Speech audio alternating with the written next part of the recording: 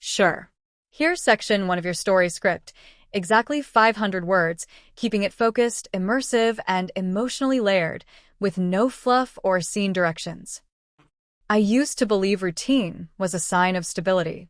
Every morning I woke up next to my husband, Mark. We barely spoke during breakfast anymore. He scrolled through his phone while I mentally prepared for another draining day at work. 6 years into our marriage, we were more like polite roommates than partners. I couldn't remember the last time he looked at me like he used to, or even noticed the effort I still put in. I kept telling myself it was just a phase. All couples go through it, right?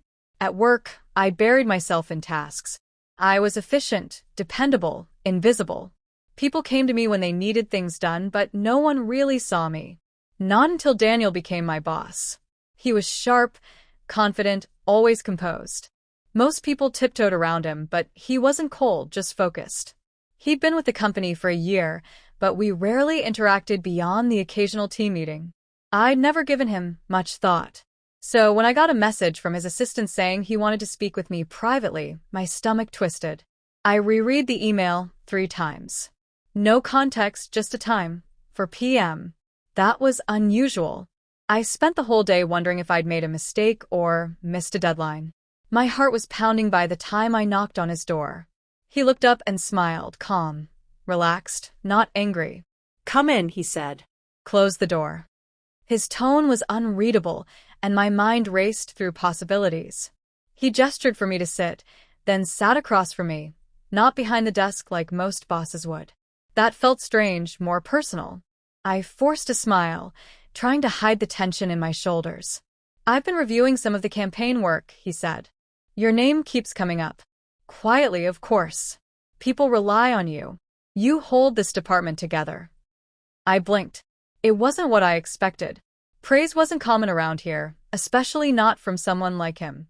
"Thank you," I managed. "That means a lot." He leaned forward slightly.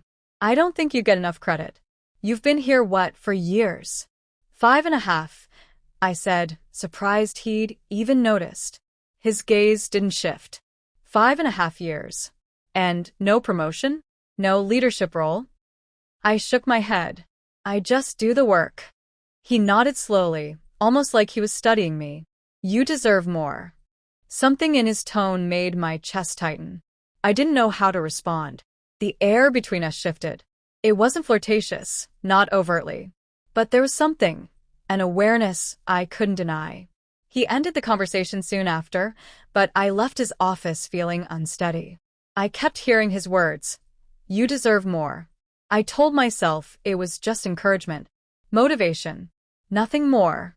But that night, as Mark climbed into bed beside me without saying a word, I realized I'd been thinking about Daniel's voice the whole time. Let me know when you're ready for section 2. Here is section 2 of the script, written exactly to 500 words, continuing the story with emotional intensity, clear progression, and no repetition. The following week, Daniel started noticing me more. It wasn't obvious to anyone else, but I felt it. A brief glance during meetings, subtle comments about the work I'd done, a quiet thank you when no one was around. It was nothing inappropriate. That's what I kept telling myself. He was just being kind, professional, respectful. But something inside me was starting to shift. Mark hadn't asked about my day in weeks. Months, maybe. I'd try to start conversations, but they went nowhere. We barely touched anymore, not even by accident. Our house felt colder. We shared space, not connection. I missed being seen, being valued, being wanted. A few days later, Daniel asked me to stay after a team meeting. Just the two of us again. I felt that flutter in my stomach I hadn't felt in years, and I hated myself for it. When everyone else left, he sat on the edge of the table and said, "I want to show you something." He pulled up a presentation draft I'd worked on, pointing out the changes he'd made, not to fix anything, but to highlight what I'd done right. "Your instincts are better than most people in this building," he said. "You just don't speak up." I shrugged. Speaking up hasn't really gotten me anywhere. He looked at me for a long time. "That's probably because you're used to people not listening."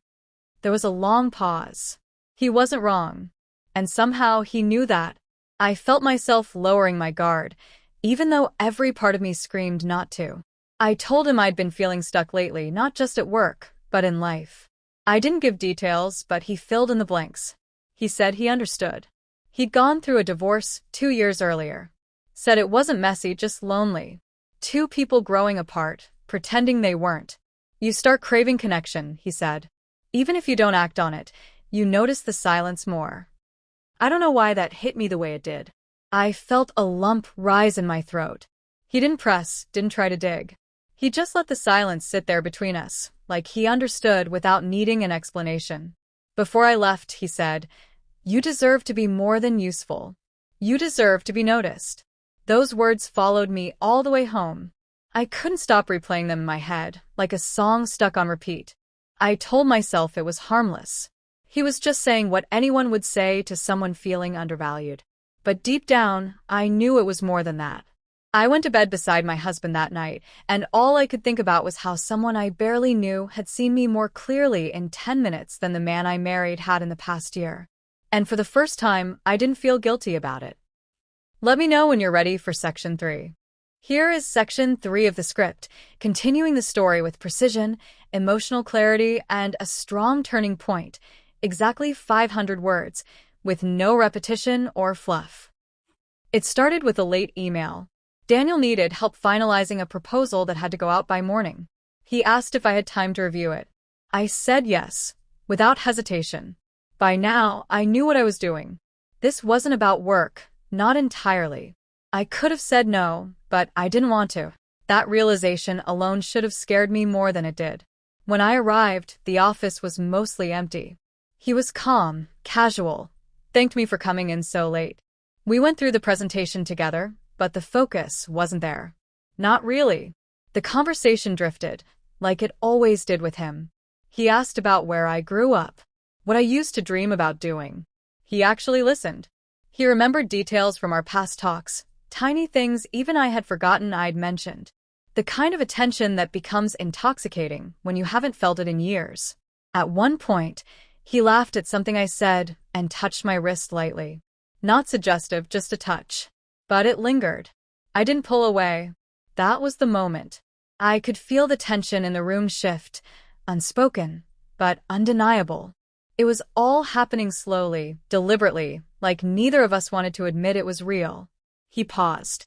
"I know I shouldn't say this," he said, "but being around you has become the best part of my day." I didn't answer. I couldn't. My mind was racing, but my body wasn't moving. "I haven't done anything," he said softly, "because I don't want to be another person who takes advantage of you. But I think you deserve to feel wanted." I didn't say I was married. I didn't remind him. I didn't even think about Mark in that moment. It was like something in me shut off, or maybe turned on for the first time in years. I leaned in. I kissed him. It was tentative at first, but then everything broke. The months of unspoken tension, of craving something more than silence and distance, they all exploded at once. I don't know how long it lasted. Minutes, maybe. Hours. We didn't say much afterward. It wasn't awkward.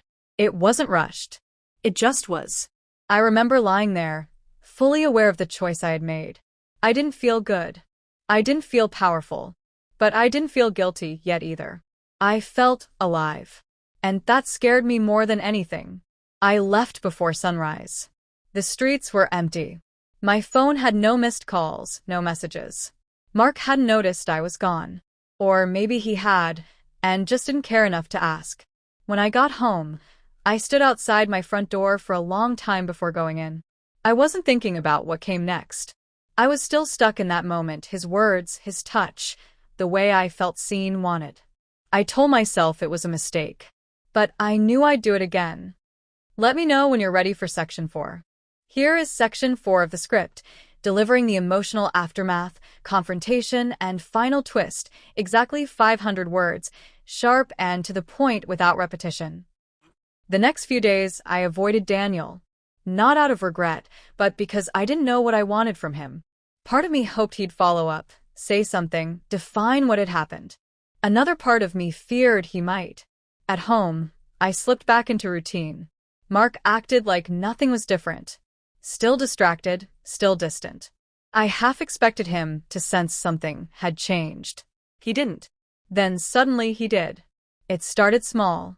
He came home early one evening with takeout from my favorite place. Smiled like he used to.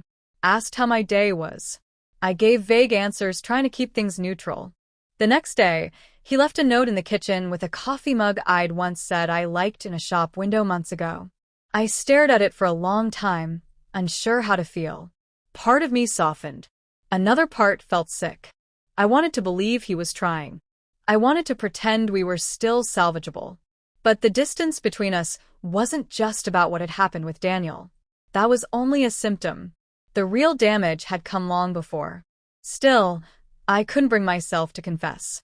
Every time I rehearsed the words in my head, I imagined his face and went silent. Until I didn't have to. He confronted me 3 days later. "I know," he said, standing in the doorway of our bedroom. "I've known for a while." I froze. "Know what?" He didn't raise his voice. He just looked tired.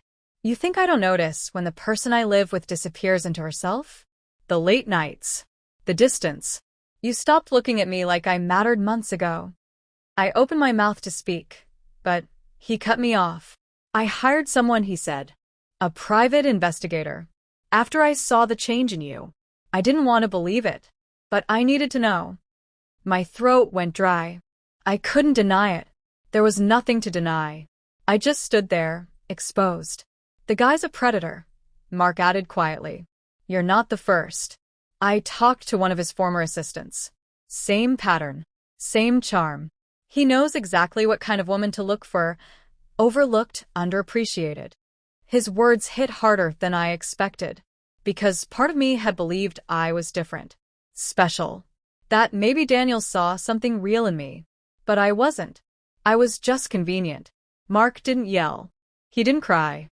He just packed a bag and left.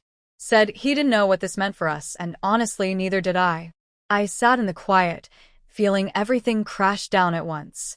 The validation I'd chased. The lie I told myself. The truth I ignored. In the end, I wasn't speechless because of what Daniel did. I was speechless because I let someone else's attention convince me I was worth more, without ever asking why I stopped believing it myself. And that, I think, was the real betrayal. Let me know if you want this formatted for voiceover, or need a title screen, intro, or outro script.